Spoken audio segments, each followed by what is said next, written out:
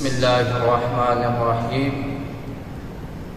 امام اہل سنت امام احمد رضا خان فاضل بریلوی رحمۃ اللہ تعالی علیہ، آپ کو جب اعلیٰ حضرت کہا جاتا ہے تو بعض لوگ یہ کہتے ہیں کہ اعلیٰ حضرت کہتے ہوئے ہمیں بڑی تکلیف ہوتی ہے۔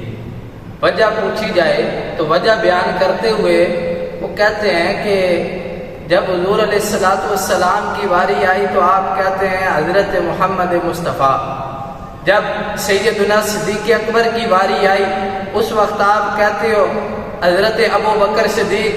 جب حضرت عثمان غنی رضی اللہ تعالیٰ عنہ کی باری آتی ہے وہاں پہ کہتے ہو حضرت عثمان غنی رضی اللہ تعالیٰ عنہ۔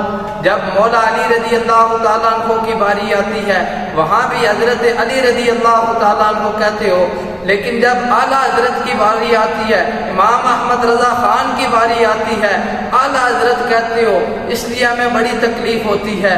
ان لوگوں سے میرا سوال ہے کہ محمد علی جناح کون ہے؟ وہاں پہ کہتے ہیں جی قائد اعظم ہیں، قائد اعظم ہیں۔